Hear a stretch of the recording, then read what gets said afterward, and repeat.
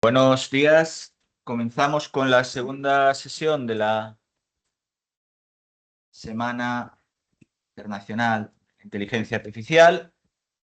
Lo hacemos con dos ponentes de excepción.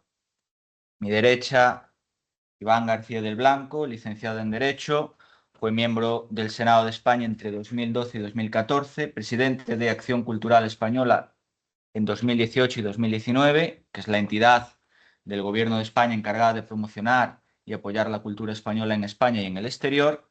De julio de 2019 a julio de 2024 desempeñó como miembro del Parlamento Europeo durante la 9ª legislatura y en sus funciones como europarlamentario fue el coordinador del grupo de los socialistas y demócratas en el Comité de Asuntos Jurídicos del Parlamento Europeo y, entre otras responsabilidades, formó parte del equipo negociador de la Ley de Inteligencia Artificial. Empezamos a entender los motivos por los que contamos con él. Fue ponente de la iniciativa legislativa sobre aspectos éticos de la inteligencia artificial, la robótica y tecnologías afines y de la opinión sobre la ley de datos. Fue coponente del informe de iniciativa sobre mundos virtuales y, además, como miembro de Cultura y Educación, fue ponente del informe de iniciativa sobre diversidad cultural y las condiciones de los autores en el mercado europeo de música en stream. Dada su participación y conocimiento técnico directo sobre la regulación digital europea y sobre propiedad intelectual, en la actualidad desempeña como divulgador, asesor, analista en el ámbito privado y público a escala europea e internacional. Actualmente, que no sé de dónde saca el tiempo, pero también es doctorando de la Universidad de Sevilla en Ética e Inteligencia Artificial y coordina el grupo de trabajo Derechos de Creación y Acceso a la Cultura ante retos de la IA y entornos digitales, en el marco del Observatorio de Derechos Digitales. Y miembro del proyecto de ley. Y miembro del proyecto de ley. Como abogado, se ha desempeñado en gestión cultural, propiedad intelectual, desde 2024, octubre de 2024, y voy a señalar finales de 2024 porque fue muy intenso la vida de Iván. Octubre de 2024, desde 2024, director internacional del Asker con sede en Bruselas. A finales de 2024, año prolífico, recibió dos reconocimientos relevantes. El premio Antonio Delgado, que otorga el Instituto de Autor por su defensa de la propiedad intelectual, y fue condecorado con la Orden Dignidad y Patria en el grado de Gran Solidaridad por la Honorable Cámara de Representantes de la República de Colombia por su contribución a la regulación de la ética y la inteligencia artificial, lo que viene a acreditar el lujo que es contar con su presencia. Como también lo es contar con Tiago Santorrocha, que es profesor permanente del programa de posgrado en Derecho, Máster y Doctorado de la Universidad del Oeste de Santa Caterina, UNOESCE, y que además trabaja en el equipo de asesoría jurídica constitucional de la Fiscalía General de la República de Brasil. Tiago es doctor en Derecho con mención internacional por esta casa, por la Universidad de Oviedo, en cotutela con la PUC-RS de Brasil. Tesis que además ha recibido el premio extraordinario de doctorado de la Universidad de Oviedo con la mejor puntuación en la rama de Ciencias Jurídicas y Sociales. Tiene además un máster en Derecho y Ciencias Jurídicas, especializado en Derechos Fundamentales por la Universidad de Lisboa, y durante el cual además realizó un periodo de movilidad en el máster de protección jurídica de las personas y los grupos vulnerables que tenemos en la Universidad de Oviedo. Forma parte de los equipos de trabajo de los proyectos RETINADER, retos de la inteligencia artificial para el Estado Social y Democrático de Derecho, y el derecho a una educación inclusiva como manifestación del derecho a la igualdad.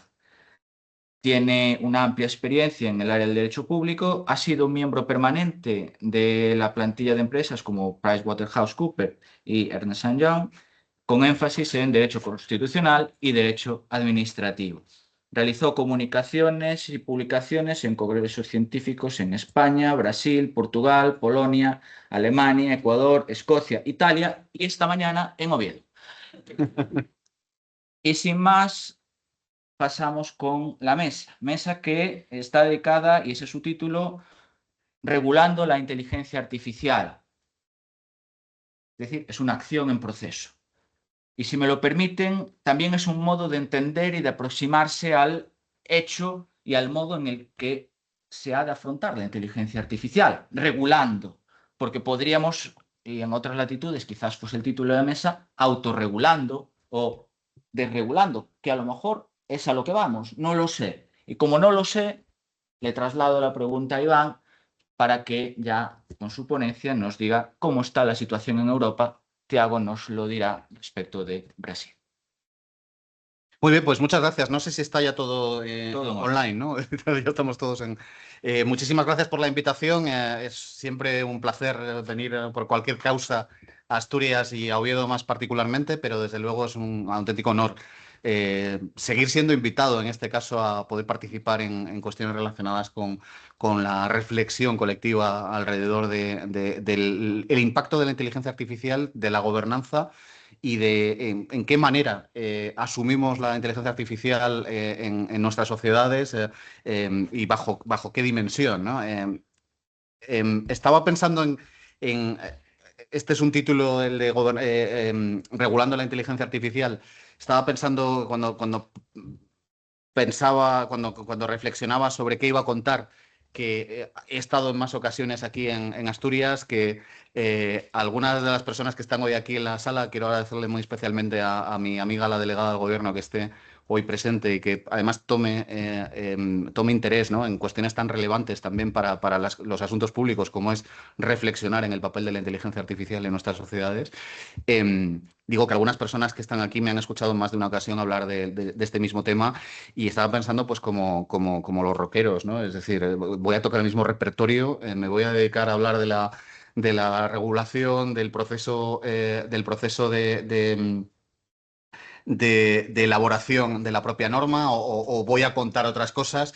Y ha querido el azar que el día de hoy coincida con el segundo trílogo del llamado Ómnibus Digital europeo, en el que se van a discutir muchas cosas relacionadas precisamente con la regulación de la inteligencia artificial y en el que se van a decidir algunas también cuestiones esenciales, estructurales en cuanto a cómo incardinamos la inteligencia artificial como fenómeno en nuestro derecho, ¿no?, en nuestro ordenamiento jurídico.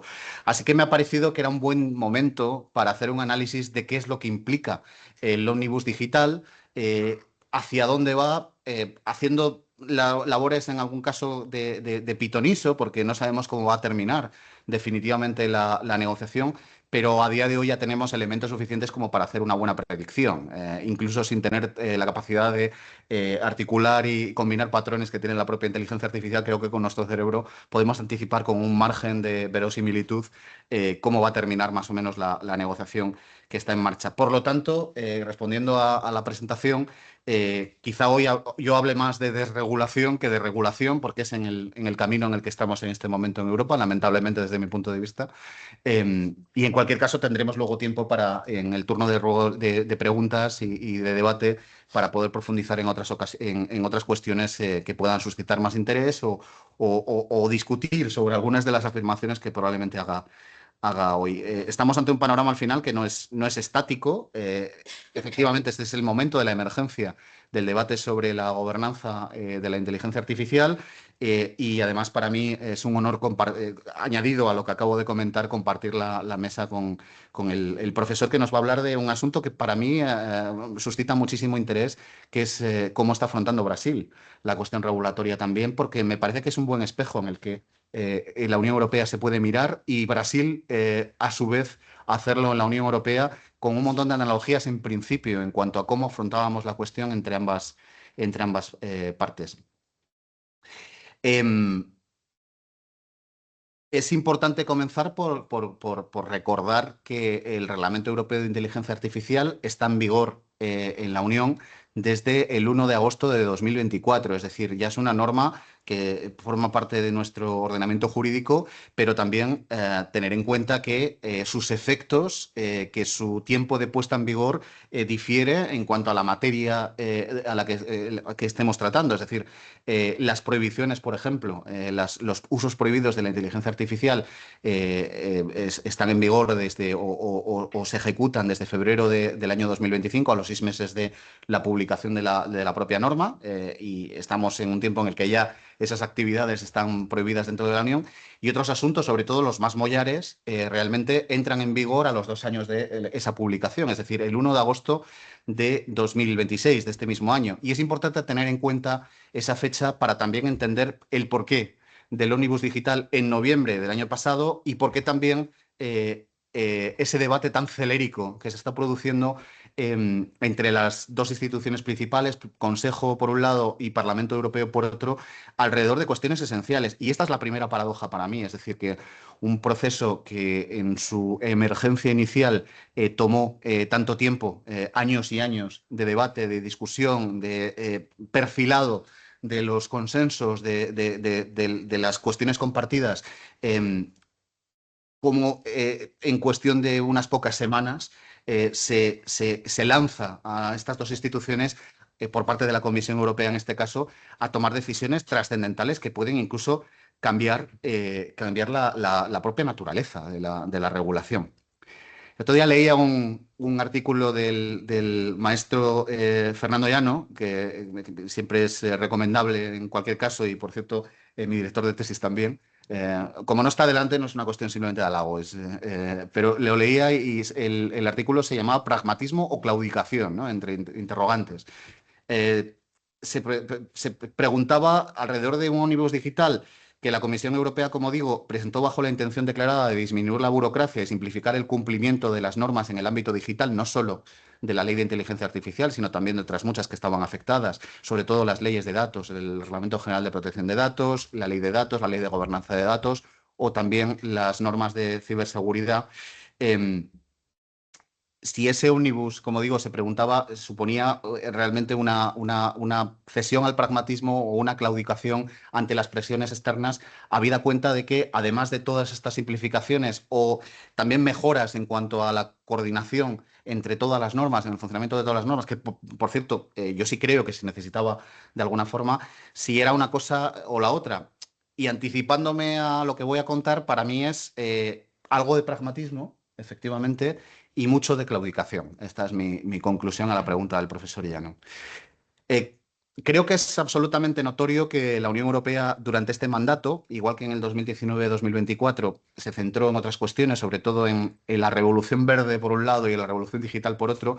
En este mandato, nuestra gran obsesión creo que es, y probablemente con cierta razón, es aumentar en competitividad. Y todas las decisiones, todas las prioridades que se establecen en el marco europeo en este momento, hay que leerlas desde esa perspectiva. Todas pivotan alrededor de la obsesión que tenemos en el ámbito europeo por la competitividad, espoleado sobre todo por los informes primero de Mario Draghi y luego de Letta, ¿no?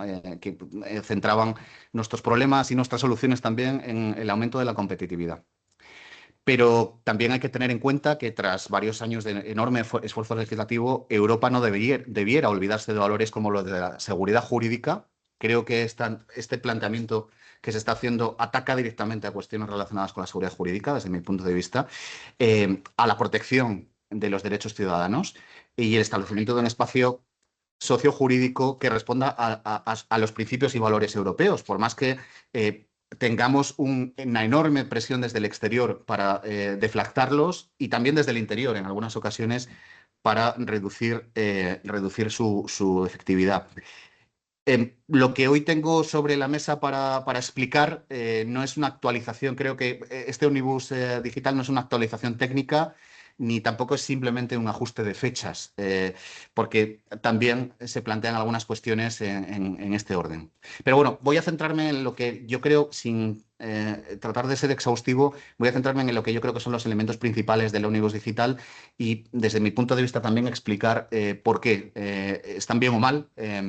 O de qué manera van a afectar de forma dramática, desde mi punto de vista, como digo, a la propia naturaleza de la norma. Para empezar, conceptualmente hablando, el ómnibus digital es un intento de demolición controlada, de un enfoque horizontal de la norma original. Es decir, si algo tenía el Reglamento Europeo de Inteligencia Artificial es la perspectiva, la pretensión de regular horizontalmente todo el fenómeno de la inteligencia artificial. Es verdad que había algunas salvedades de carácter sectorial, pero no dejaban de ser excepciones. Como dice la doctora Laura Caroli, decía el otro día en un artículo de Open de Pandora Box, la Comisión ha abierto la caja de Pandora. Reabrir el texto de la Ley de Inteligencia Artificial apenas unos meses después de un arduo, como antes decía, técnicamente puntilloso trabajo y también políticamente equilibrado, es una suerte de temeridad. De hecho, ya en el debate que se suscitó en las dos instituciones principales, creo que fue más público, obviamente, más transparente el debate en el Parlamento, algunos grupos ya intentaron aprovechar para abrir otro montón de cosas que en algún momento se descartaron, como digo, en una negociación que fue muy ardua, ¿no? Y que acabaron por ceder en muchas ocasiones a ese tipo de posiciones en favor de un consenso.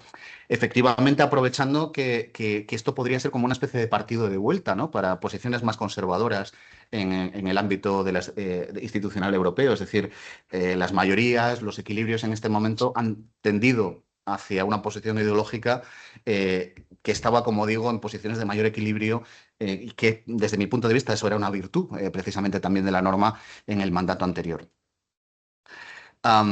Y además, por cierto, como antes decía, se ha planteado una reforma sustancial de la norma bajo la espada de Damocles del tiempo. Y digo, planteémonos simplemente el ejercicio de pensar qué ocurriría si, teniendo en cuenta que todas las, por ejemplo, todas las consideraciones alrededor de los usos de alto riesgo que entran en vigor en principio el 1 de agosto de 2026, este mismo año, qué ocurriría si la negociación final entre Consejo y Parlamento no llegara a tiempo de publicar la norma antes del 1 de agosto de 2026, de publicar esa modificación. Es decir, estaríamos en un caos absoluto.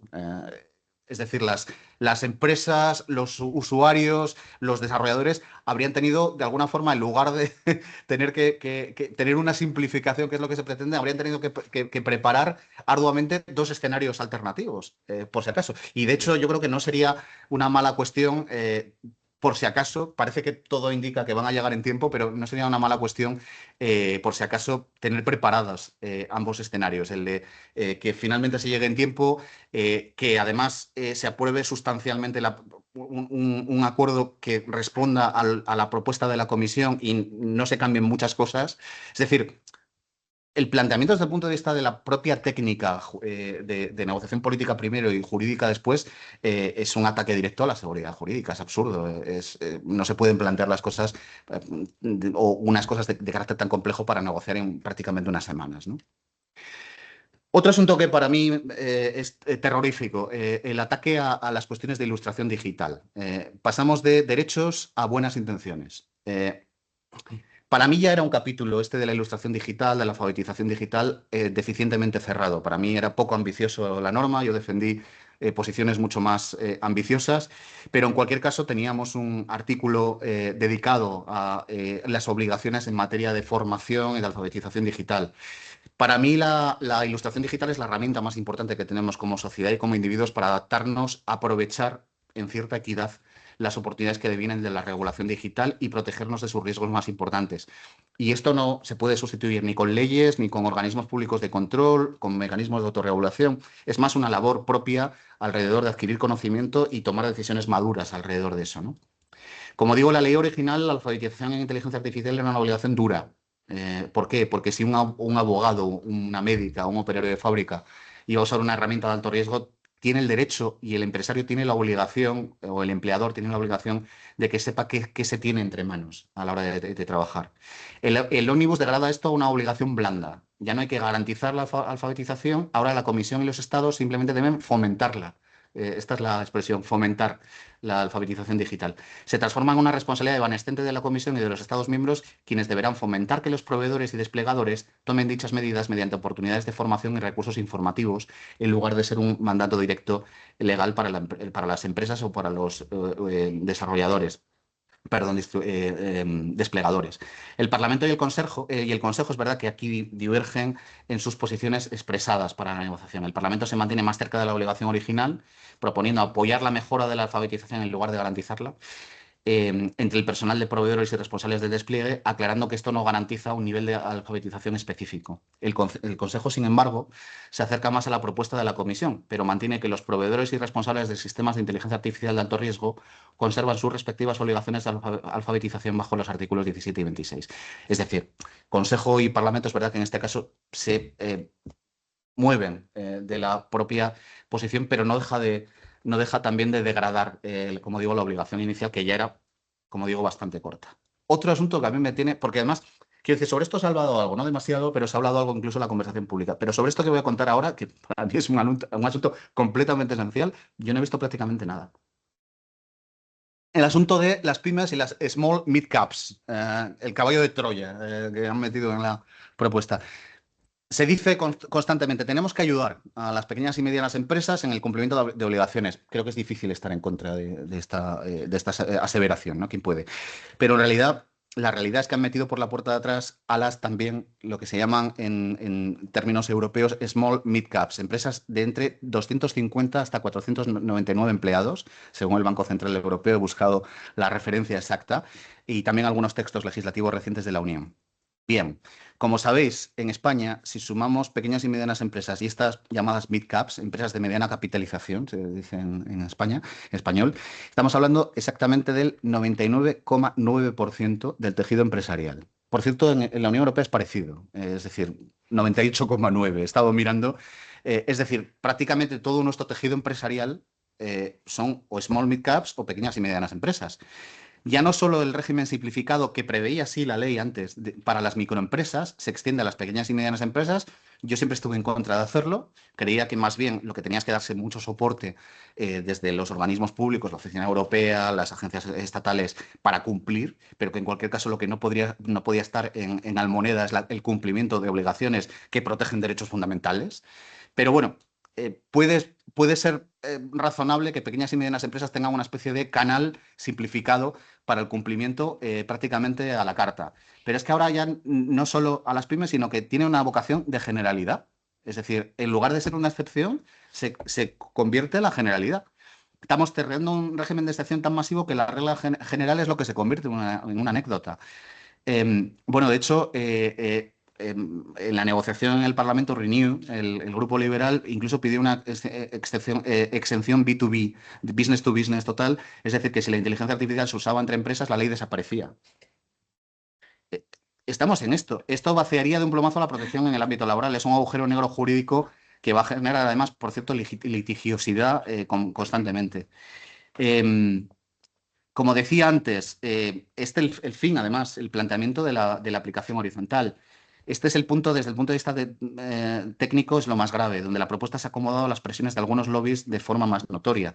El plan es mover todos los anexos todos los productos del anexo 1A, ascensores, juguetes, maquinarias, al sistema del anexo 1B. ¿Y qué significa esto? Que la ley de inteligencia artificial deja de aplicarse directamente a estos sectores. La ley se convierte en una especie de fantasma. En lugar de tener estándares europeos comunes, antes lo he dicho, y transparentes, cada sector redactará sus propias reglas de inteligencia artificial por separado. Es decir, hemos pasado de una norma general a que, por cierto, ya no es que tengamos normas específicas, sino que es la Comisión Europea la que redacta las normas para cada uno de los sectores. Es decir, ya no tiene ni control desde el punto de vista parlamentario. Ni legislativo. Es decir, es como una especie de habilitación universal a la Comisión Europea para regular directamente aspectos esenciales en ámbitos tan delicados como que estaban en alto riesgo. Sí. Tendremos una inteligencia artificial para los ascensores, otra distinta para los juguetes y otra para los marcapasos. El sueño de tener un marco común se ha convertido en una pesadilla de 12 normativas sectoriales distintas. El debilitamiento de los derechos fundamentales. El Omnibus propone que las autoridades de derechos fundamentales ya no pueden pedir información directamente a las empresas, sino que tengan que pedir permiso a las autoridades de vigilancia de mercado. Es una especie de jerarquización burocrática diseñada para que la protección de derechos no moleste al negocio, digamos. Estamos perdiendo la independencia de supervisión que tanto nos costó negociar en los trílogos en diciembre de 2023, finalmente. No me voy a detener demasiado porque se me está acabando el tiempo, pero también sobre el asunto del tratamiento de los datos personales sensibles. Los dos textos del nuevo artículo 4A de Consejo y Parlamento son prácticamente idénticos. El tratamiento se permitirá, el de los datos personales sensibles, pero solo cuando sea estrictamente necesario y la disposición sea extendida a todos los proveedores y responsables del despliegue. También se aclara que es una posibilidad, no una obligación. Puedes hacerlo si es estrictamente necesario, pero no estás obligado a ello. Y se podría argumentar que no deberías hacerlo por defecto, pero como curiosidad, el Consejo añade ejemplos en el considerando 6 sobre cuándo podría surgir esta necesidad de aplicaciones de inteligencia artificial que no son de alto riesgo. Voy a pasar del asunto del registro porque tampoco es tan esencial. Una novedad que sí se introdujo en la negociación y que no estaba en el texto inicial es la prohibición de las herramientas de nudificación, se llama, ¿no? Tanto el Parlamento como el Consejo la incluyen en sus posiciones como elemento adicional. Ya digo que no estaba contemplado en el proyecto de la Comisión, pero en el medio surgió todo el asunto de Grok, de los desnudos y de los deepfakes de Grok. Y, por supuesto, y con razón, hubo una gran controversia a nivel público y la parte política respondió proponiendo una prohibición total de estas herramientas dentro de la Unión. La propuesta, el hecho de generar o manipular imágenes y vídeos en los que la persona implicada sea identificable, que pueda ser una imagen o vídeo de partes íntimas o de esa persona participando en actividades sexualmente explícitas y no exista consentimiento, será prohibida directamente. Digo que exista incluso la herramienta en el mercado. Es verdad que en ambas posiciones, para eludir la prohibición, el proveedor debe establecer medidas para prevenir dicha generación. Esto yo creo que es la única cuestión, aparte de lo que planteó la Comisión, que se ha planteado como asunto novedoso. Por cierto, hablando de esta cuestión de los deepfakes y hablando de la transparencia del contenido generado por IA, para mí la parte, quiero decir, todo lo demás entiendo la lógica, entiendo cuáles son los intereses que hay detrás de impulsar esta u otra degradación o disminución del ámbito en el que funciona la norma, pero para mí este es el mayor misterio, que es por qué se extiende el plazo de cumplimiento para el etiquetado de los productos de inteligencia artificial generativa, que la comisión además va lejísimos, le plantea como 6 meses adicionales, un año adicional. De hecho, no es ni siquiera clara en ese sentido, porque habla del momento en el que existan elementos técnicos suficientes para cumplir con esta obligación, ¿no? Que vamos, no puede ser jurídicamente menos ajustado, ¿no? Em, em, Cierto es que había un truco también en la norma, es decir, que para los sistemas que ya estaban en el mercado antes del 1 de agosto de 2026, el plazo era mayor que el 1 de agosto de 2026, que son prácticamente todos los grandes sistemas que tenemos en este momento. Bueno, pues ahora vamos más allá. Es verdad que el Parlamento en esto ha reducido el tiempo de demora, es decir, plantea 3 meses adicionales, mientras que el Consejo propone 6 meses. Pero vamos, con la que está cayendo con el asunto de los deepfakes, con el asunto de los productos generados por inteligencia artificial generativa, vamos, lo que la conclusión más difícil de entender es por qué se plantea una especie de suspensión, ¿no? en lo que son los asuntos de vigilancia, control y transparencia.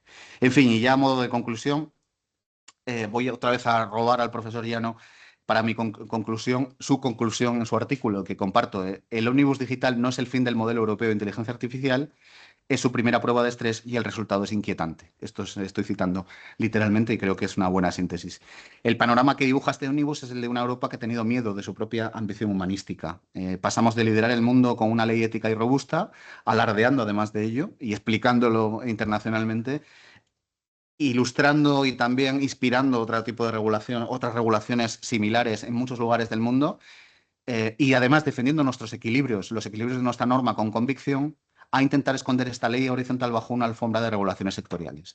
La seguridad jurídica que prometía la ley de inteligencia artificial se está evaporando en favor de un modelo top-down, donde la Comisión tendrá un poder discrecional inmenso y donde las normas armonizadas, que es el corazón del sistema, van a quedar relegadas a un segundo plano. En fin, esta es mi conclusión, que no pretende ser apocalíptica, más bien integrada, pero en cualquier caso es mi conclusión sobre qué es lo que tenemos encima de la mesa en este momento, y solo espero que de la negociación, como digo, entre el Consejo y la Comisión salga algo un poco mejor al menos de lo que estoy relatando, que no deja de ser prácticamente un despliegue factual de lo que tenemos encima de la mesa. Y, por supuesto, quedo a su disposición para el debate. Muchas gracias. Muchas gracias.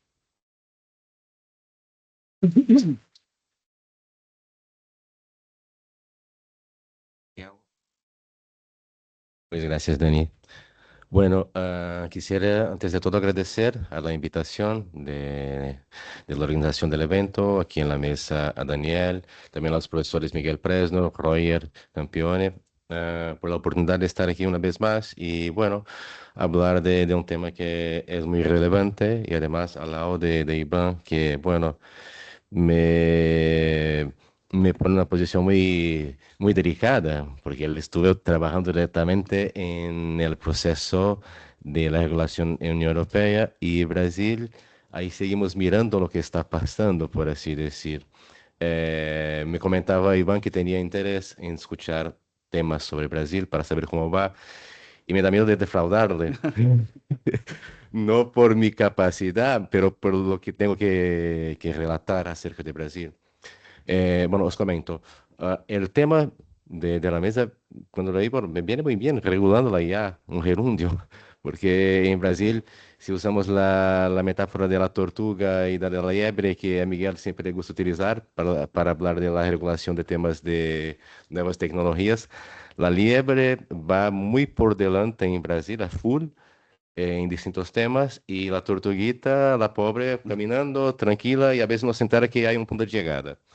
Lo que yo quiero decir es que, para empezar la conversación, en Brasil todavía no tenemos una regulación en nivel nacional específica sobre el uso, el desarrollo de la inteligencia artificial, de las herramientas de inteligencia artificial. Bueno, entonces, ¿de qué vamos a hablar aquí? Voy a hablar con vosotros sobre bueno, las expectativas de Brasil acerca de lo que se puede hacer en ello. Y cuando digo las expectativas de Brasil, voy a utilizar específicamente las expectativas del gobierno brasileño, porque tiene un plan de inteligencia artificial muy dibujado, muy ambicioso incluso. Voy a hablar con vosotros lo que está pasando mientras no hay una regulación a nivel nacional.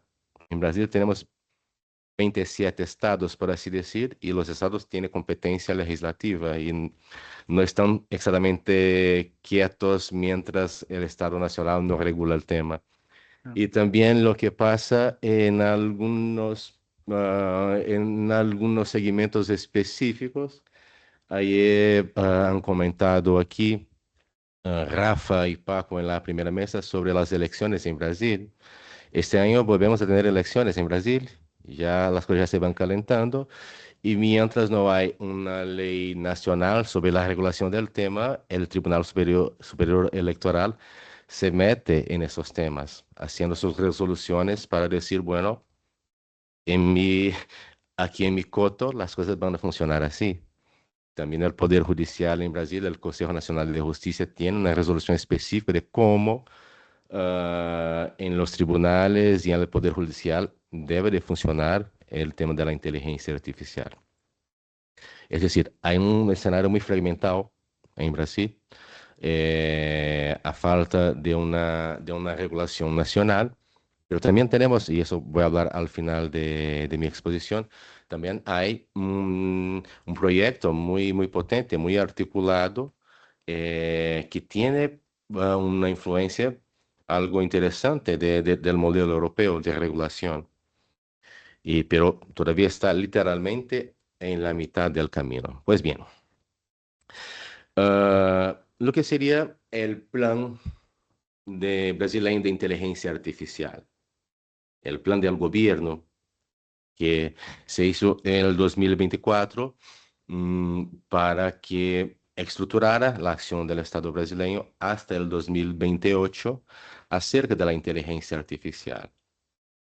Tiene cinco ejes y uno de los ejes más que nos interesa aquí, uno de los ejes es apoyar activamente la regulación y la gobernanza de la inteligencia artificial.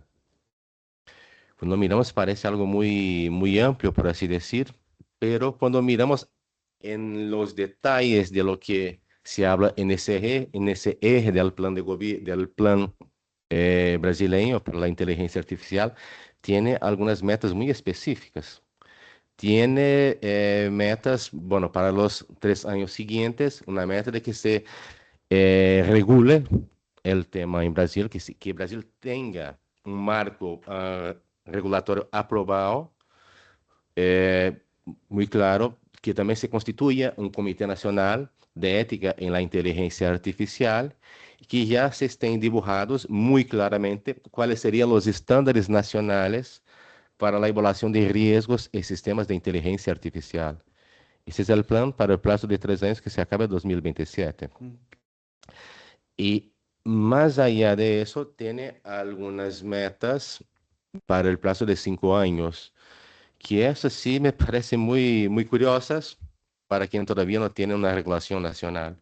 Brasil espera en los 5 años, que se acabarían el 2029, que más allá de tener una sólida regulación de la inteligencia artificial, que fuera una regulación que fuera una influencia regional para la regulación del tema. Es decir, tiene una ambición de, bueno, se habla mucho del efecto Bruselas, una ambición de un efecto Brasilia para regular otros países en desarrollo y especialmente otros países latinoamericanos. Más concretamente, la ambición es que en estos 5 años se firmara por lo menos 10 acuerdos internacionales con otros países acerca de la gobernanza de la inteligencia artificial y muy específicamente que el modelo de regulación brasileño en la inteligencia artificial sea adoptado o adaptado por lo menos por otros 5 países en desarrollo. Y eso está escrito en el plan de gobierno, no es una expectativa de una charla del presidente, no, está así en el plan. Entonces, bueno, eso es lo que espera Brasil, lo que piensa, cómo Brasil se mira al espejo acerca del tema de la inteligencia artificial. Que se puede, bueno, es posible, pero no es todavía la tortuguita para el espacio. Entonces, a día de hoy, lo que hay efectivamente en Brasil de regulación acerca del tema. Comentaba al principio que, bueno, en Brasil tenemos una ley muy importante del 2018 sobre la protección de datos personales. Normalmente es lo que se aplica a temas de inteligencia artificial de una manera un poco coja, porque, bueno, trata de protección de datos personales en un escenario todavía muy anterior a lo que conocemos hoy. Y entonces los estados de los 27 estados, y os tengo que decir que en Brasil, además de los estados, los municipios también tienen competencia legislativa. Es decir, teóricamente puede que haya alguna legislación municipal acerca de inteligencia artificial. Pero bueno, me voy a enfocar aquí en lo que hay en los estados. Bueno, importa decir claramente que hay una división de competencias en la Constitución brasileña que acerca de lo que puede ser inteligencia artificial puede generar algunas dudas. ¿Por qué?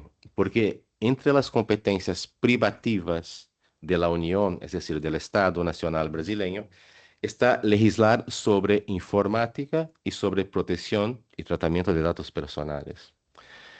Eso significa que mientras la Unión no legisle sobre eso, los estados pueden legislar puntos específicos, pero una vez que hay la legislación nacional, se revoca la legislación local. Pero más allá de la legislación de la competencia privativa del Estado Nacional, hay lo que llamamos de competencias compartidas en temas que la Unión puede legislar sobre leyes básicas, aspectos generales del tema, y cabe a los estados legislar sobre cuestiones locales. Y entre los temas de competencia compartida están los temas de tecnología e innovación. Entonces, seguramente habrá mucha discusión. ¿Dónde está la inteligencia artificial? ¿Está como tecnología o innovación? ¿Está con protección y tratamiento de datos personales e informática? Eso será una discusión que seguramente llegará a la Corte Constitucional a su día. Mientras eso, hay 3 estados que tienen leyes específicas sobre inteligencia artificial. Eh, los estados de Paraná, Goiás y Mato Grosso, lo más reciente, que hace pocos meses al final.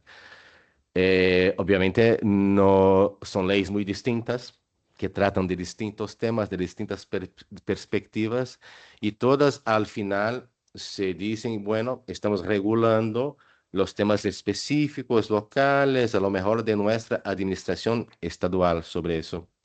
En Paraná tiene dos leyes sobre el tema, son un poco más sencillas, más cortas, por así decir, que crean lo que llaman del Plan Estadual de Inteligencia Artificial, específicamente centrado en la administración pública, es decir, cómo la administración pública del Estado ese debe seguir los temas, las directrices de inteligencia artificial y con algún órgano colegiado para seguir la implantación.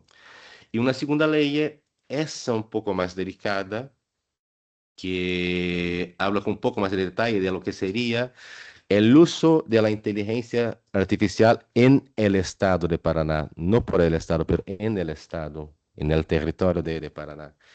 Y se mete en algunos temas como hacer una definición legal de qué lo que sería la inteligencia artificial, hace algunas prohibiciones de uso de inteligencia artificial, como sería para tocar temas de privacidad de la ciudadanía o de los funcionarios. Entonces, son temas que seguramente cuando venga una ley federal habrá mucha discusión. Bueno, esa es una ley de abril de 2025. El estado de Goiás tiene una ley de mayo de 2025 que va mucho más allá de esa ley de Paraná, porque crea un plan estatal para la innovación e inteligencia artificial en el estado.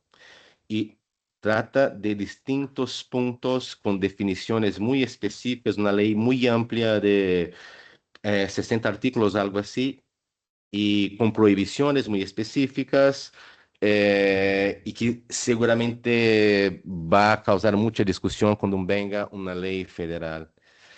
Y más recientemente, la ley del estado de Mato Grosso, ahora de marzo de 2026, muy reciente, y la verdad, en Mato Grosso hay distintas leyes que tocan inteligencia artificial, pero fueron cambiando leyes anteriores en puntos muy específicos. La ley que tuvo más repercusión, por ejemplo, es una ley para disponer sobre la prohibición de los deep nudes, de los desnudos hechos por la inteligencia artificial. Y genera un poco de discusión, no por su contenido, pero bueno, al principio se parece una ley interesante para prohibir, pero una vez más, la preocupación es si está yendo por más allá de las competencias que el Estado podría tener para regular el tema, porque al final están intentando poner barreras muy locales a un tema muy transfronterizo, incluso impidiendo las plataformas de inteligencia que utilizan inteligencia artificial de funcionar en el Estado, si utilizan, si se las usan como medio para divulgación de los deepfakes, y con multas y otros puntos muy interesantes. Y también una otra ley que también es muy curiosa del mismo estado y también ahora del 2026 es del estado de Mato Grosso, una ley que incluye en el plano estadual, plano local de sanidad mental, entre los objetivos del Estado de Mato Grosso, el desarrollo de herramientas con inteligencia artificial para la prevención del suicidio, especialmente entre niños y niñas.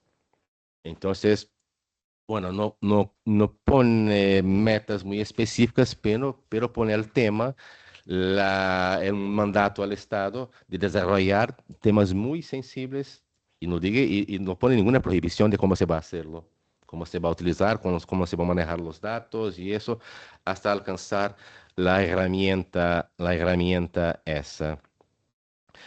Bueno, esos son los tres estados que a día de hoy regulan de alguna manera algunos puntos muy especiales, a lo mejor no regulan, tocan puntos de inteligencia artificial en Brasil. Ah, de una manera un poco más amplia en lo que respecta con las actividades y los usos, pero un poco más restringida por su alcance, son las resoluciones del Poder Judicial de Brasil. Tienen un impacto muy potente, pero restringida a su área de actuación.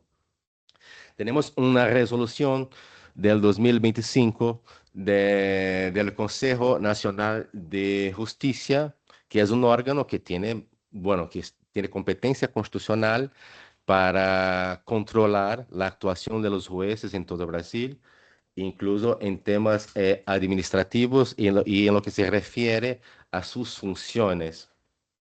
Entonces, esa ley, esa ley no, esta resolución, mejor dicho, el de 2025, va con mucho detalle por muchas actividades, incluso estableciendo una pirámide de riesgos de cuáles son los usos o desarrollos por el Poder Judicial de herramientas de inteligencia artificial que suponen distintos tipos de riesgos. Y al final tiene aunque de una manera muy sintética, porque bueno, restringido a la actuación del Poder Judicial, se nota una influencia muy clara eh, de la estructura del reglamento europeo, sea eh, por poner distintos niveles de riesgo, sea por la naturaleza de los riesgos y la manera que se clasifica.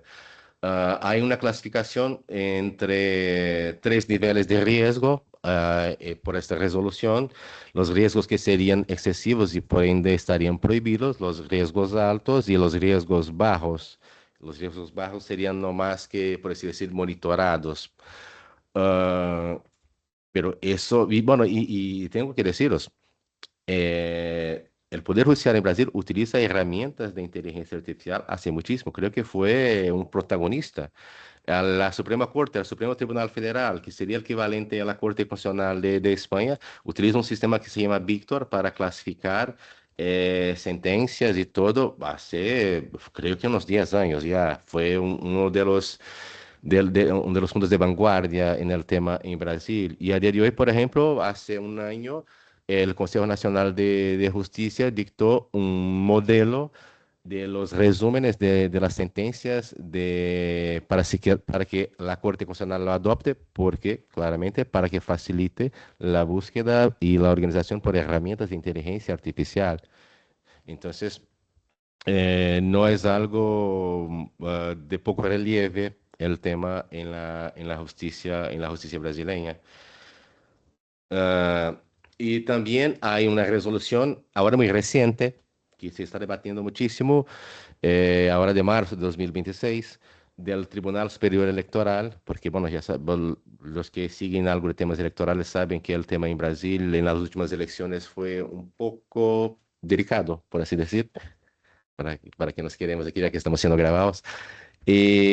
Ahora, y bueno, y de alguna manera, la Corte Electoral, que bueno, es algo más que una sala de la Corte Constitucional, porque tiene una composición específica e independiente de la Corte Constitucional, aunque tenga miembros de la Corte Constitucional. En las últimas elecciones resolvió con algunas decisiones puntuales, porque todavía no tenía resoluciones muy específicas para temas de inteligencia artificial. Y ahora sí que ya hay algunas. Entonces, por ejemplo, este año en las elecciones de Brasil, según lo que dispone la resolución esa, ahora de marzo de este año, no una propaganda o cualquier material que se utilice de inteligencia artificial debe tenerlo rotulado muy claramente que se utilizó la inteligencia artificial. Más allá de eso, voy a hablar de tres puntos que me parecen interesantes. El primero es que hay que estar rotulado e identificado como inteligencia artificial. Lo segundo es que hay plazos de prohibición de utilización de cualquier propaganda que utilice inteligencia artificial, aunque cumpla todos los requisitos legales de la resolución. En 72 horas antes y 24 horas después de las elecciones, no se puede publicar ni republicar algo que utilice inteligencia artificial para propaganda electoral. Puede estar todo muy bien hecho, todo muy guapo, todo verdadero, pero no se puede utilizar. Y el otro punto es que la resolución faculta, da al juez electoral el poder de, si identifica que hay una complejidad técnica muy grande en alguna denuncia relacionada con propaganda que se utiliza de inteligencia artificial, él puede invertir la carga de la prueba. Es decir, si hay alguna denuncia de algún tema electoral que toca material que se hizo con inteligencia artificial, el juez puede suspender la utilización de ese material e imponer al responsable por el material la prueba de que aquel o estaba bien hecho, estaba bien rotulado o era verdadero. Eso para intentar impedir los impactos masivos que tiene el mal uso de la inteligencia artificial. Entonces, en los pocos minutos que me quedan, que ya son pocos, bueno, os hablé de cuál sería la expectativa de Brasil acerca de la regulación de lo que hay a día de hoy, pero lo que se debate más fuertemente en el Congreso Nacional acerca de la regulación de una manera unificada. Hay un proyecto que, bueno, el tema lleva ya en el Congreso Nacional desde 2020, por lo menos. Hay noticias de debates sobre el tema en el Congreso Nacional. Pero hay el proyecto más relevante, el proyecto de ley más relevante es de 2023 y ya empezó en el Senado Federal, ya se aprobó en el Senado Federal y ahora tramita en la Cámara de Diputados, en nuestro sistema bicameral. En la Cámara de Diputados ahí es una de las casas para nosotros, la casa que ahora está en la discusión del tema. Entonces, pero lleva en la Cámara de Diputados pues ya año y medio en discusión y no hay ninguna perspectiva muy clara de cuándo será aprobado. Según el gobierno, hasta el año que viene está todo implementado, pero hay una comisión especial cuidando del tema y en este, bueno, después podemos hablar más al detalle en el debate, pero ese proyecto, él tiene una influencia claramente de la regulación europea, que se hace notar principalmente en la estructura de riesgos.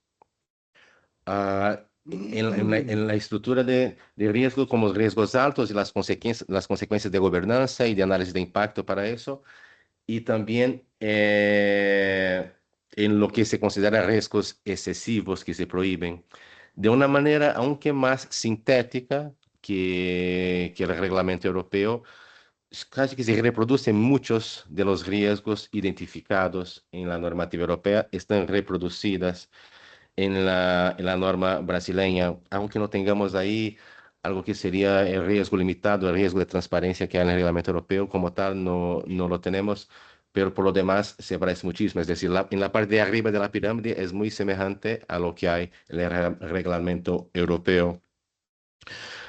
Y también hay otro punto que es muy relevante de ese sistema de la estructura brasileña es la creación de un sistema nacional de regulación de la inteligencia artificial, un sistema nacional de regulación y gobernanza de inteligencia artificial que no sería exactamente un órgano nuevo, totalmente independiente, pero un órgano que contaría con participación de la sociedad civil y también de otros organismos públicos en Brasil. Pues bueno, ya voy muy adelantado del tiempo, así que encerro aquí mi presentación para que tengamos tiempo para la conversación y el debate posterior. Muchas gracias.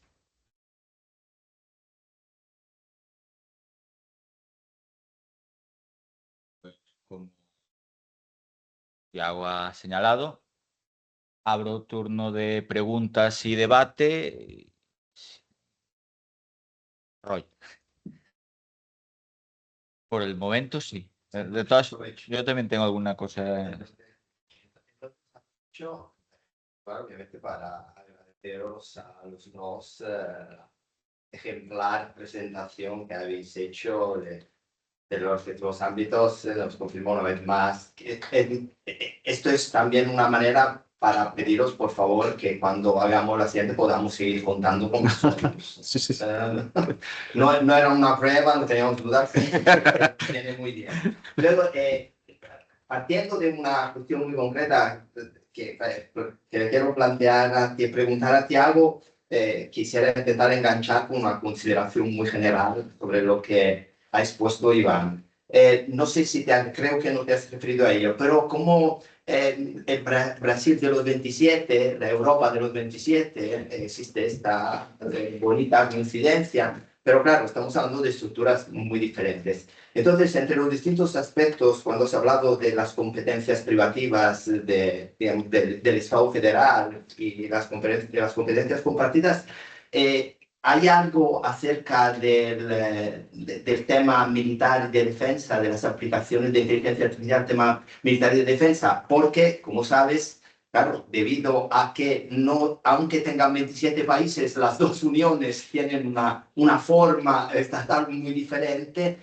Como sabes, en Europa el reglamento de inteligencia artificial, el artículo 2.3, excluye esas competencias que siguen siendo competencias exclusivas del Estado. Esta era una curiosidad que tengo al respecto. Luego, el reglamento de inteligencia artificial, entiendo también porque fue una norma muy costosa, laboriosa, como tú bien has dicho, creo que también tenía la pretensión de sentar principios, ¿no? También con una vocación armonizadora, precisamente también para evitar, como que comentaba Tiago acerca de Brasil, que cada estado fuera su bola. Por tanto, entiendo que se trata de un tipo de norma que pretende, ya más allá de regular, porque luego es una norma que requiere, ¿no?, desarrollo, obviamente, nacional y local, pero es una norma que también pretendía establecer unos principios, el famoso modelo europeo. Entonces, si una norma cumple una función tan importante, yo no se lo he dicho todavía a Fernando porque su bonomía intelectual y su humanismo no quiero tocarlo en ninguna medida. Pero plantearnos la alternativa entre pragmatismo y claudicación me da la impresión de que el pragmatismo ya sea cierta forma de claudicación. Cuando tú con una norma pretendes, en cierto modo, educar, hacer ilustración digital. Entonces, en aras de una buena ilustración digital, claro, el panorama que tú has dibujado, por mucho que hayas querido rematarlo siendo integrado, pero es muy inquietante. Es muy inquietante. En definitiva, si alguien escucha tu exposición, yo creo que se va con la sensación de que ese modelo europeo está en grave riesgo de ser, como tú has dicho, controladamente demolido, ¿no? Entonces, quizás seguir planteando la reflexión geopolítica de los tres grandes modelos, el europeo, el chino, el estadounidense, quizás ahí el europeo está perdiendo algo de fuelle como referencia. Entonces, me planteo si para hacer una buena ilustración digital deberíamos, empezando por los propios europeos, empezar a decir, ojo, ese espejo en el que os estáis mirando es un espejo que llega hasta el 31 de julio del 2026. Luego ese espejo se va a romper, o mejor os dais la vuelta y empezáis a mirar, si no recuerdo mal, tú mismo revelo una comunicación privada. Tú mismo hace unas semanas me mandaste por WhatsApp la ley coreana. Sí, sí, sí. Y la ley coreana, unos copiones, ¿no? Calcadas. Y igual ellos no tienen ómnibus digital en el horno. Entonces, no deberíamos empezar, sería mejor empezar a hablar de efecto Seúl en lugar de efecto Bruselas, que igual no sale más a cuenta. Luego, para terminar, antes también has hecho referencia a una paradoja. ¿Cómo se ha tardado tanto en conseguir el reglamento de inteligencia artificial y lo rápido que han sido los trílogos para alcanzar el ómnibus? la respuesta puede ser solo una. Eras tú el que ralentizaba los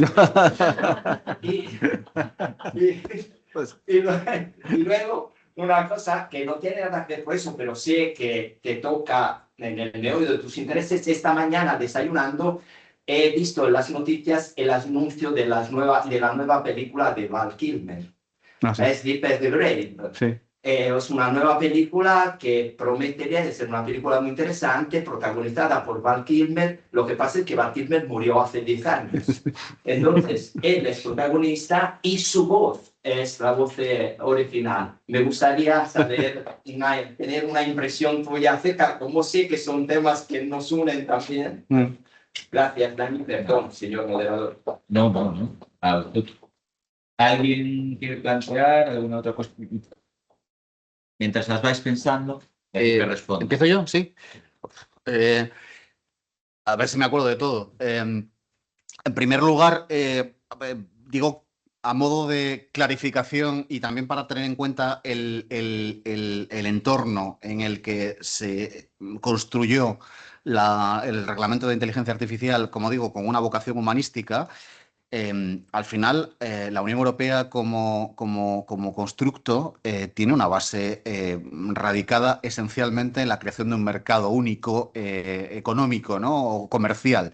Y de hecho, la base jurídica del reglamento de inteligencia artificial es la construcción de un mercado único, en este caso digital, el establecimiento de un mercado compartido digital. Luego es difícil, no ya en este terreno, sino en cualquier otro terreno de regulación a escala europea, es difícil desconectar esa parte eminentemente práctica, eminentemente relacionada con el desarrollo del mercado de la propia dimensión de la Unión Europea. Creo que progresivamente la Unión Europea se ha ido convirtiendo en algo diferente, o por lo menos que combina ambas cosas, pero no nos alejemos de esa primera reflexión, de esa primera preclusión en cuanto a que, obviamente, la parte práctica, la parte más pragmática relacionada con la maximización del beneficio económico es una parte esencial. Y ya digo, es la que además da la Carta de Naturaleza a poder regular esta cuestión a nivel general europeo, con esa pretensión, es decir, con la pretensión de evitar que hayan disfunciones o enormes disfunciones país a país entre los 27 miembros. Es decir, que al final cualquier operador que esté dentro del ámbito de la Unión tenga las mismas reglas y en cuanto a sus comportamientos las mismas consecuencias en cualquiera de los países de la Unión Europea. Pero es cierto también, como estábamos comentando, que efectivamente, como en tantas otras cosas también, en el momento de la aprobación de la norma se buscó que tuviera una dimensión adicional, una dimensión mayor, en este caso superior, que era precisamente la protección no solo de los derechos fundamentales, sino también de algunos valores que se consideran constitutivos también de la Unión Europea y, por lo tanto, también son normas, es decir, están enmarcados en el Tratado de la Unión, nada menos. Algunos de ellos también en la Carta de Derechos Fundamentales en lo que se refiere a derechos individuales. Y efectivamente, la conclusión es inquietante, el momento es inquietante,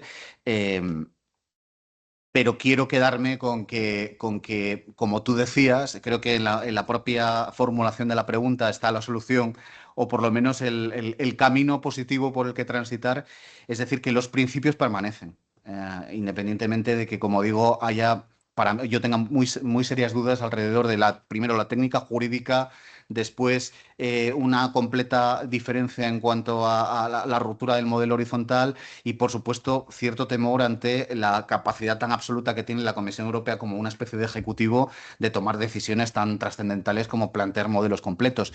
No olvidemos que sectoriales. No olvidemos que en la norma originalmente también estaba contenida cierta autorización, cierta habilitación a la Comisión Europea para tomar algunas decisiones y de hecho suscitó bastante debate. Por ejemplo, se le habilitaba para añadir categorías al alto riesgo, nada menos.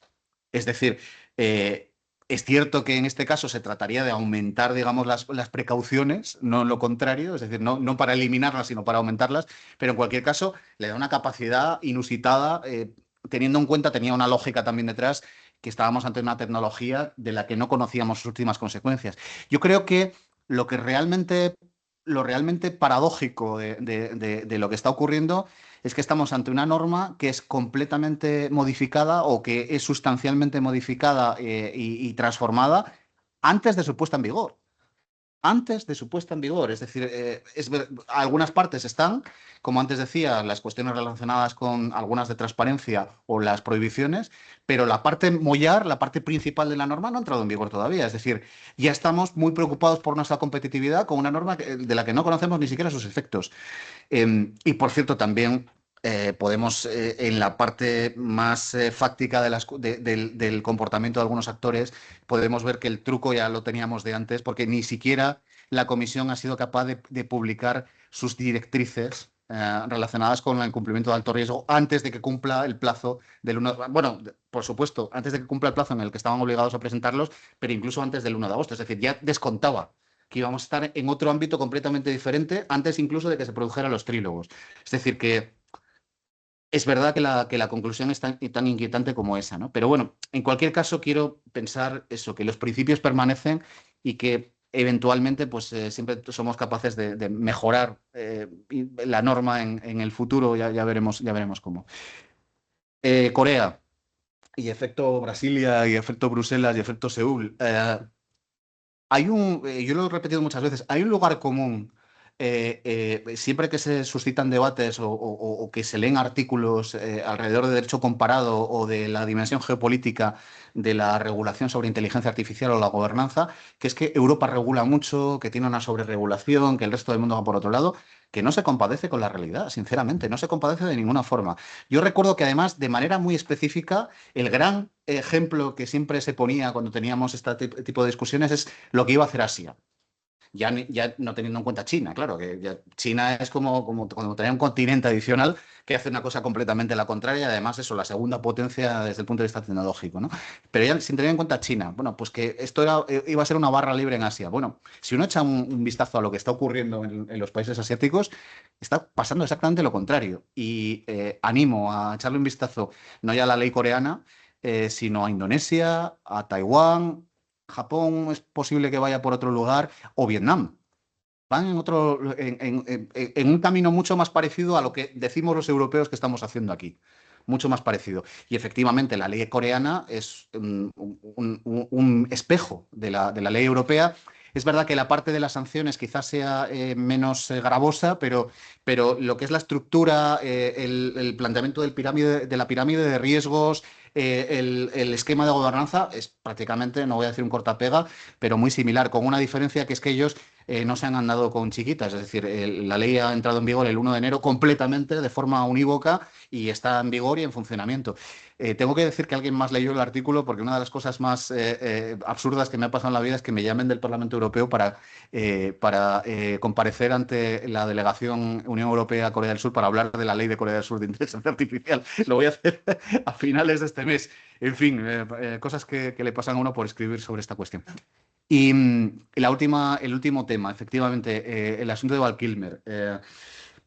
Para mí, a mí me generan muchas dudas también. Quiero decir, yo por principio, no estoy en contra de limitar las posibilidades que tiene la tecnología, la inteligencia artificial, de hacer cosas diferentes a las que conocíamos en este momento, de añadir un valor añadido, digamos, al ámbito incluso de la creación o no ya del entretenimiento, sino de la creación cultural, por principio. Y diría que efectivamente la normativa que conocemos, allí donde está normado el asunto de la propiedad intelectual, que no es en todas partes, o por lo menos no de forma común, o de forma tan garantista como en la Unión, es verdad que deja en manos de los herederos la posibilidad de autorizar la utilización de la imagen, en este caso también de la reproducción de la voz, o de la imagen directamente en obras de carácter audiovisual, creativos, donde sea. Pero claro, estamos ante un hecho completamente nuevo. Es que ya no es que Lola Flores salga vendiendo una cerveza durante 5 segundos en un anuncio comercial. No, estamos hablando de una decisión tan trascendental como de utilizar la figura de un actor muerto desde hace ya mucho tiempo en una película que va a durar más de 2 horas, y en la que es el carácter, ya hablo como en inglés, en la que es el protagonista principal. protagonista principal de la película, no es un cameo incidental o un personaje secundario, el protagonista principal. Es decir, todo el proyecto se sustenta sobre la participación de Val Kilmer, cuando además él ha tenido la ocasión de incluso tomar una decisión alrededor de esta cuestión y no la tomó. Tomó una anterior que era participar en la película vivo, pero nunca se planteó la posibilidad de hacerlo muerto, ¿no? Entonces, mi duda es, y esto es lo que planteo, además como profesional en el ámbito de la propiedad intelectual, no estamos ante una categoría completamente nueva, diferente a la que hemos conocido hasta este momento. Es decir, ¿realmente puede estar en manos de los herederos tomar una decisión tan trascendente como prestar la imagen, además, por un interés puramente crematístico y no artístico, de una persona fallecida para sustentar proyectos completos de entretenimiento como es esta película? Pues yo tengo mis dudas. Yo creo que es algo, hablando de las nuevas realidades que genera la inteligencia artificial y la nueva tecnología, yo creo que es algo que por lo menos tenemos que reflexionar. ¿Hay alguna normativa alrededor de esta cuestión? Bueno, no en vigor, pero sí alguna normativa que se ha planteado con el asunto del derecho a la propia imagen post-mortem en la utilización de inteligencia artificial. Que es, en Europa son los países que lo han regulado: Dinamarca. España ha hecho un planteamiento, bueno, como con tantas cosas tenemos planteamientos, pero no acabamos de aprobar nada. México ha regulado en esa cuestión, todas van más o menos en el mismo sentido. Quizá la norma más garantista es la española, que prevé que uno puede negar ese derecho a los herederos si lo declara de forma fehaciente antes de morir.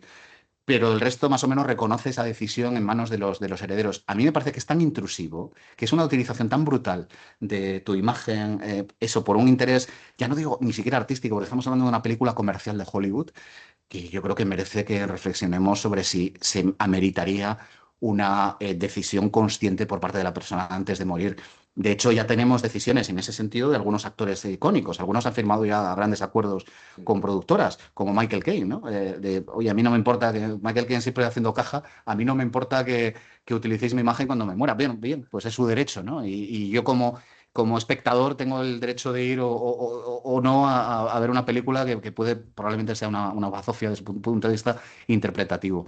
Ya haciendo esta última reflexión, es decir, joder, una parte muy importante de la experiencia audiovisual, del visionado de una película o de una obra de teatro es la dimensión interpretativa del actor.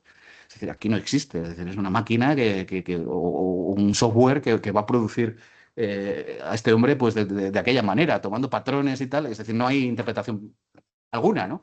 Y es una parte esencial, digamos, de la experiencia de actoraje. No sé si he respondido a todo lo que has comentado o me he dejado cosas, pero bueno. Bueno, muchas gracias. Sí, sí, me he excedido, de hecho. Ah, y por cierto, no me resisto. Decía que tenía mucho interés en lo de Brasil porque efectivamente la norma general yo creo que es incluso más ambiciosa que la norma europea en origen. Y es que hace un año y medio, 2 años, yo tuve la ocasión, vino la comisión del Senado, Sí. que estaba antes de la aprobación, que estaba trabajando en el proyecto y me pidió reunirme en Madrid. Estuve con ellos como 1 hora y media, 2 horas. Fue súper interesante, que tenían mucho interés sobre cómo estaba la norma europea y me estuvieron contando un montón de cosas. Y yo estaba muy esperanzado con el proceso de Brasil porque efectivamente creo que sí que puede tener un efecto contagio. Pero claro, si ahora resulta que el espejo en el que nos miramos y que nos da de alguna manera también incluso la justificación, ¿no? De Europa, resulta que empieza a deshacer empieza a tirar del ovillo de lana en el sentido contrario y a deshacer el jersey, pues no sé qué va a acabar Claro. ocurriendo en Brasil, ¿no? Y además porque estamos en la mitad del camino. Mm. Pues bueno, lo que me preguntaba Roger sobre bueno, la utilización militar de la inteligencia artificial. Bueno, en Brasil hay por lo menos 3 puntos interesantes acerca de ello, de lo que dentro de lo que hablé. Lo primero es que el proyecto de ley que está a día de hoy tramitando en la Cámara de Diputados, en el Congreso, ah, in- eh, sitúa, ubica entre las prohibiciones de utilización la utilización de la inteligencia artificial para el desarrollo, el uso de armas autónomas. Lo único que habla que podría tener alguna relación con temas militares. ¿Sí? Hace una definición de lo que sería una arma autónoma y lo prohíbe. Eso en el proyecto. Pero hay cosas más interesantes, más curiosas, por así decir. La ley del estado de Goiás que ya os comenté que de los tres estados es lo que se mete más, con más profundidad en el tema. En el artículo 8 que establece, la manera es muy curiosa como lo hace, que establece el derecho a la no discriminación y la información sobre el uso de los sistemas y la finalidad de la inteligencia artificial. El artículo 8 eh, dispone sobre el derecho y después el párrafo primero viene y dice que las disposiciones de ese artículo, es decir, del artículo que trata de la no discriminación y de la información sobre el uso de inteligencia artificial, no se aplican a algunos casos, entre ellos a los sistemas de inteligencia artificial dedicados única y exclusivamente a la seguridad, la ciberdefensa y usos militares. No sé ni si podría tocar el tema un Estado sobre eso, porque la competencia para legislar sobre temas de organización militar general y defensa nacional es privativa de la Unión, pero lo hizo y sigue vigente mientras no llegue al constitucional. Es muy raro, pero es decir, para mí tiene algunos puntos muy cuestionables. Y el otro que eso sí resulta y puede ser de mucho interés para quien trabaja con el tema del uso de la inteligencia artificial y temas militares, es que está a día de hoy hay un proceso en la Corte Constitucional, más específicamente la ADPF 1143, que es como si fuera un recurso de inconstitucionalidad, en que se pide que la Corte Constitucional se posicione sobre la utilización de herramientas con inteligencia artificial para temas de persecución penal. ¿Por qué? Porque argumenta que hay una inseguridad jurídica muy grande, porque los gobiernos, los estados, la Unión quieren utilizar dichas herramientas para restringir la libertad de las personas, específicamente su intimidad, pero no lo tienen muy claro si lo pueden hacer. Y entonces buscan, y la Constitución pone muy claro que las restricciones a ese derecho hay que estar muy bien dibujadas en ley en casos específicos.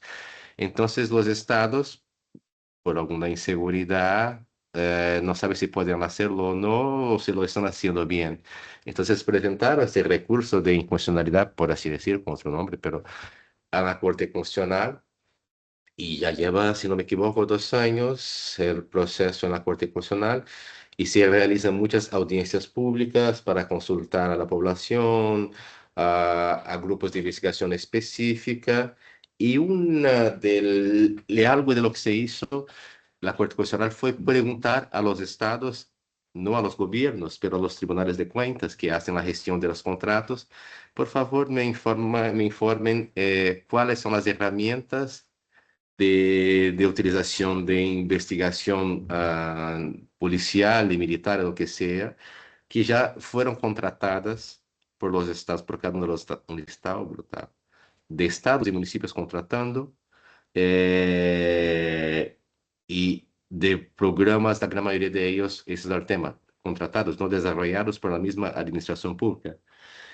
Programas israelíes, sistemas de distintos sitios del mundo, con entrenamiento, con viajes para entrenamiento, eso, contratados por los distintos estados, utilizados por las distintas policías, y todavía se discute si se puede utilizar o no, pero ya están contratados, ya se están utilizando. Ya está literalmente ya está pagado. Entonces, eso está generando mucha discusión a día de hoy, porque, bueno, obviamente, y eso lo más interesante, porque las informaciones que fueron facilitadas por los tribunales de cuentas no se pueden hacer públicas, porque muchas de ellas tienen un punto de privacidad muy fuerte impuesto por los contratos que hicieron con empresas extranjeras sobre el tema.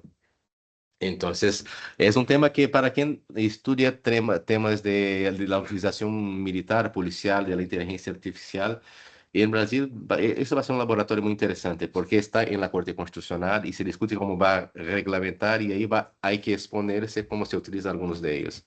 Por eso lo que te puedo decir sobre el tema de hoy en Brasil. ¿Alguna pregunta desde la audiencia, público? Yo tengo una... Había una palabra. Ay, perdona.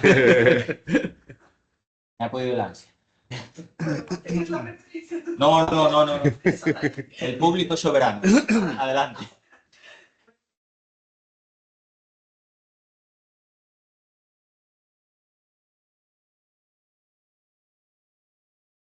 Pues hablábamos de ser optimista o pesimista, bueno, por hay que ser realistas, ¿no? Bueno, como yo soy brasileña y este año pues voy a votar desde aquí, elecciones presidenciales, y claro, está, bueno, nuestra energía, ¿no? Y los ojos, no solo de los brasileños, pero los ojos del mundo también van a estar ahí, ¿no? A lo que va a pasar delante de esta polarización que tenemos y que es tan importante saber cómo evoluciona la cosa ahí. Y la campaña es una campaña digital. Y esto va a ser la guerra. Y entonces, bueno, he trabajado 2 años como fiscal electoral.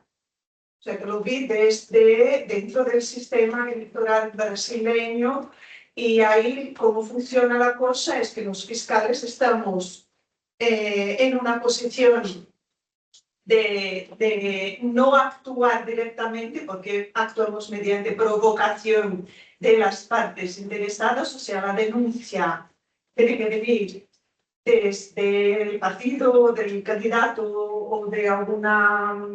Bueno, electoralmente no hay pocos legitimados a provocar la acción de las, entre comillas, autoridades electorales. Y entonces, bueno, me temo que a lo mejor haya un pacto de silencio no escrito, de no denuncio, no me denuncio, y así quedamos en que, bueno, regulamos, pero después en la práctica vamos a ver cómo funciona. No sé si eso cambió, no he leído la resolución del Tribunal Superior Electoral, no sé cómo van a actuar ni los fiscales ni los jueces electorales. Y la duda que tengo yo también es el candidato, no el candidato, digo los votantes, perdón, porque los candidatos sí ya van a estar ahí con la campaña digital. Pero si yo, que estoy simplemente replicando, porque tengo mi libertad de expresión como votante,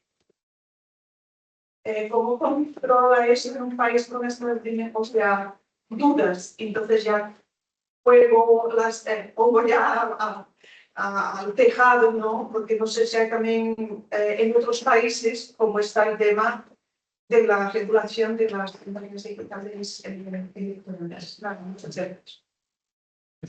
Bueno, gracias por la pregunta, Bueno, ya puedo contestar, no sé si... Sí, vamos- sí, por vale. favor. Gracias por la pregunta, Regina.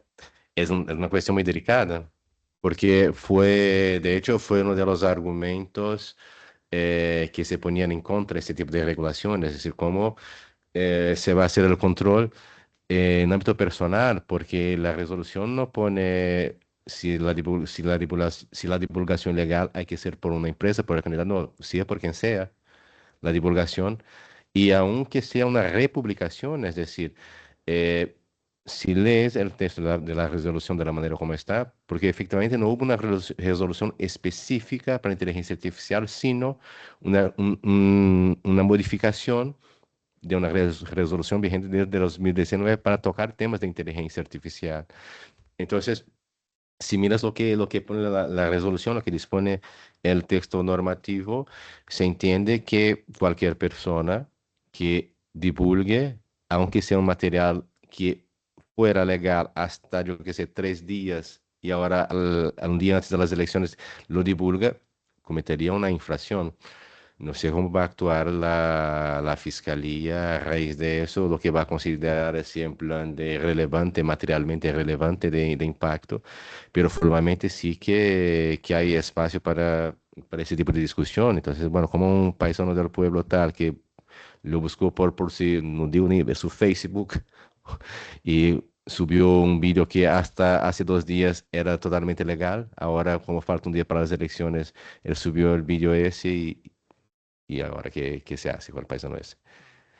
Es un tema que sí, fue un argumento de la gente que estaba muy en contra de ese tipo de regulación que lo ponía muy claramente, porque cuando lo miras desde una perspectiva más ancha, más amplia, bueno, el tema está bien y tal, pero cuando mira con las personas específicas y eso, pero al final una persona muy específica puede tener un impacto muy grande dependiendo del contexto donde está. Bueno, en Europa existe, por supuesto, regulación electoral a nivel de Estados miembros.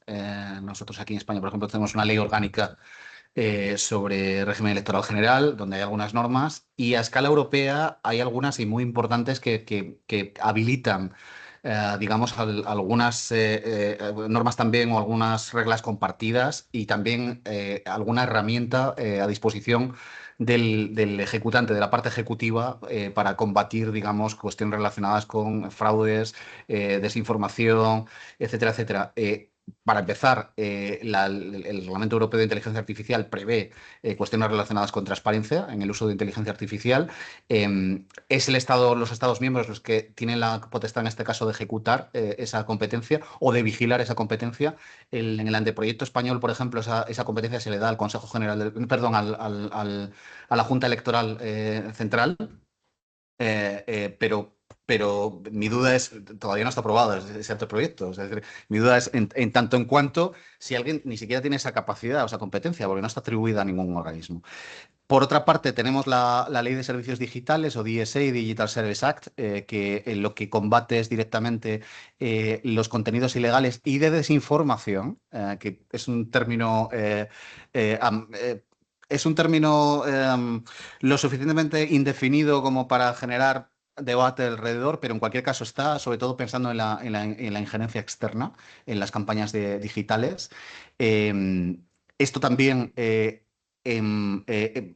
es una competencia compartida, es decir, hay una competencia sobre lo que se llaman gatekeepers, que son las grandes plataformas, sobre todo en redes sociales, etcétera, etcétera, donde la competencia se residencia en la propia Comisión Europea, de control, de exigencia de retirada de contenido o incluso de sanción, pero también se habilita para lo que no son esas grandes plataformas a los estados nacionales para ejercer esa competencia y utilizar esas herramientas. Esto también en España está parado. Aquí había que haber nombrado hace un año y medio un coordinador de servicios digitales que prevé la propia ley y que no se ha puesto en vigor. Por lo tanto, tampoco sé si ni siquiera tenemos esa capacidad, porque no hay ningún organismo que tenga atribuida esa competencia, que es una cosa también harto difícil de comprender.